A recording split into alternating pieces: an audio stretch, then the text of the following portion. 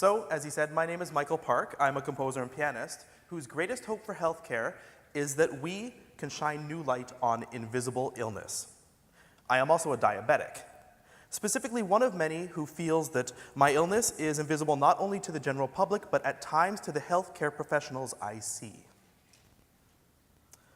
So don't get me wrong, I love my diabetes specialists and all the people attached in that group.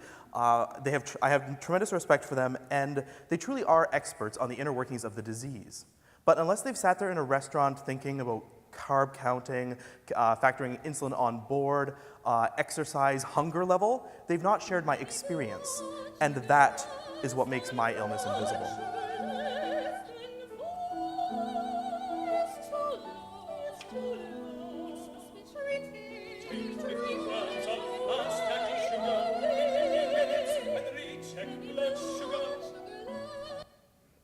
Experience is central to any patient's situation, and yet it is the hardest part to relate.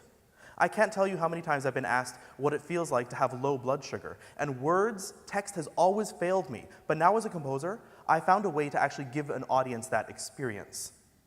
In my opera about diabetes, there's a scene with a meeting. Amidst all this business jargon, the music starts to speed up and slow down. Losing focus, all the other characters' words become unintelligible. Our main character, Charlie, suspects that his sugars are dropping, and he debates whether he should check his blood sugar. Both the character and the audience experience confusion, worry, loss of control, just like they would if they were experiencing hypoglycemia. So both the character and the audience share the experience of low blood sugar.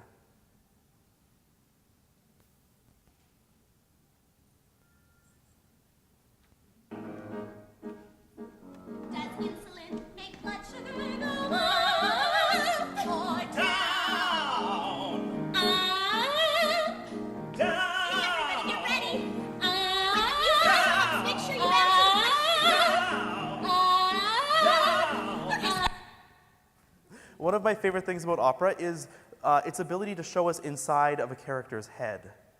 And one moment from my own life that I really wanted to share through this opera was when my ophthalmologist told me that she saw tiny signs of diabetic retinopathy at the back of my eyes.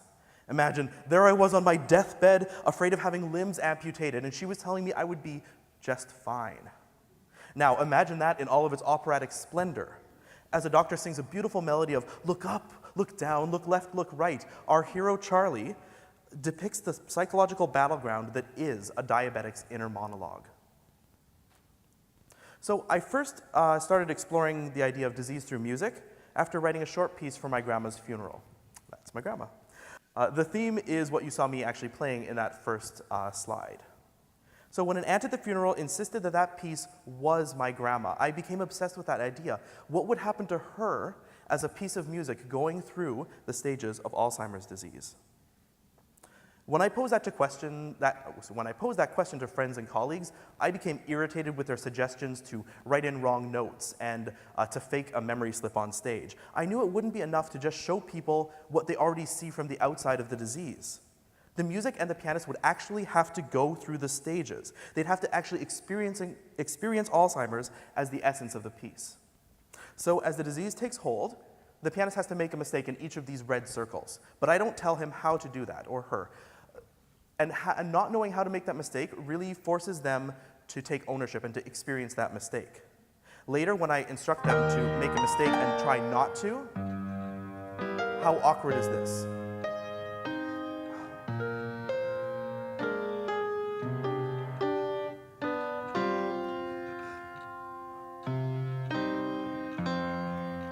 It sounds like a bad piano lesson, and that frustration becomes super clear.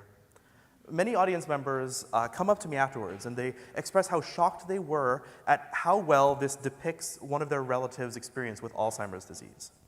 And the strength of the connection that we share in that moment is indescribable.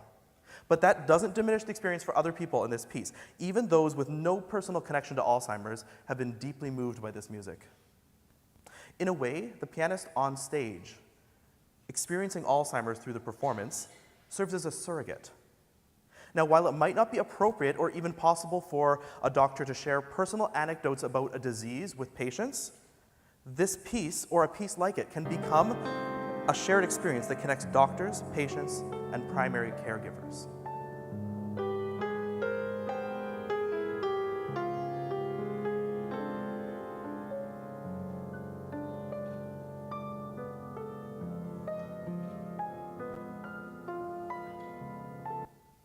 This work that I'm doing is not at all common practice, especially not in classical music.